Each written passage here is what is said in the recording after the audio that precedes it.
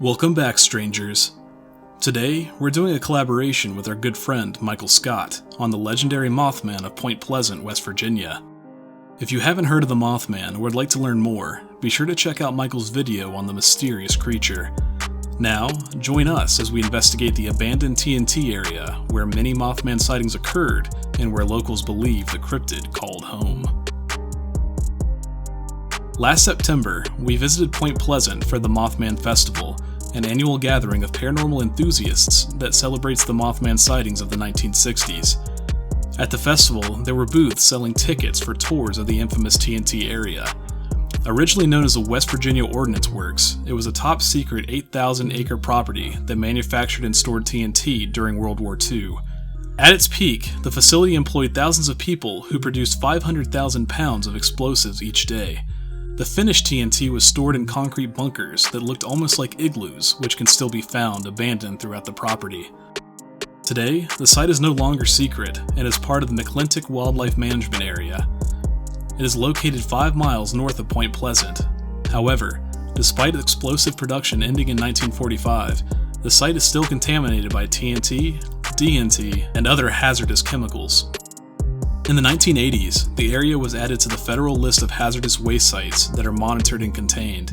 Many believe this chemical contamination is what mutated or created the creature that became known as the Mothman. The festival offered 2 different types of tours through the TNT area. There's a $20 guided bus tour that takes you from the festival to the TNT area. The guides tell you local stories and strange encounters that have happened while taking you into the infamous igloo bunkers that some believe the Mothman called home.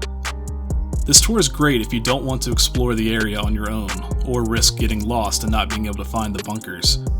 We didn't go on the bus tour because we wanted to visit the bunkers at night, and those tours were already booked in advance. So, we bought tickets for the other tour that is offered, the 20-minute Mothman Hayride that runs from 7 p.m. to 11 p.m. Yes, the Hayride is as corny as it sounds. Laundry.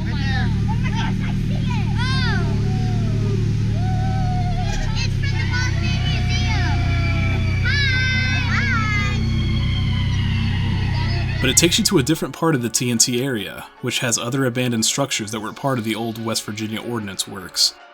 The Hayride Guide tells you stories of Mothman and about the abandoned structures it takes you past. It begins at the West Virginia Farm Museum and takes you through the edge of the TNT area. It's great if you have kids, or if you're going for all the strange fall festival vibes. It's also interesting to see the other parts of the TNT area beside the bunkers, and it's only $5 compared to the $20 bus tour. He said don't inhale. Give me a look. Oh my God. Don't tell me what to do. After the hayride, we were disappointed that we didn't do the bus tour, so we tried to find the bunkers ourselves. We had met someone at the festival who told you that anyone can visit the TNT area. We googled Mothman TNT home and followed Google Maps to Park Forest 801, where we found a line of cars on the side of the road. We were able to park and find one of the trails that led to the old bunkers. Despite the other cars we saw, we only encountered a few other people while we were investigating the bunkers. Each bunker we investigated was unlocked and empty. They were covered in graffiti, and some were hidden behind thick undergrowth.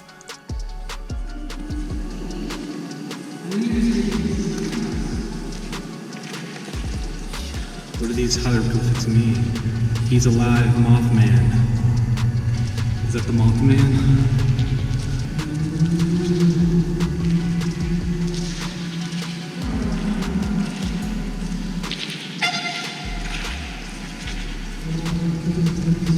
That's scary.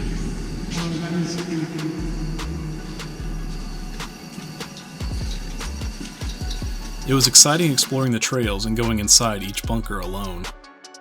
Since we were able to find the area ourselves, I'm glad we didn't spend the $20 to go on a bus tour with a huge group of people. The bus tour and hayride are only open during the Mothman Festival, but you can explore the TNT area on your own any time of the year. Just be careful and respectful when you visit. The wildlife preserve is on public land, but it's easy to end up on private property. The area is mostly used for hunting and fishing, but in 2010, one of the igloos that contained 20,000 pounds of old explosive materials exploded. No one was injured, but it's a reminder that the area still contains hazardous and explosive chemicals.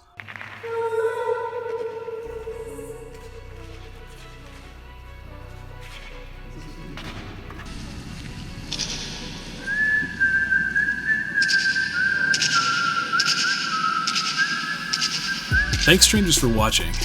Let us know in the comments below if you're brave enough to investigate the legendary Mothman TNT lair. Be sure to also check out MichaelScot and subscribe to his channel. He's a big inspiration to us, and he was also our very first collaboration.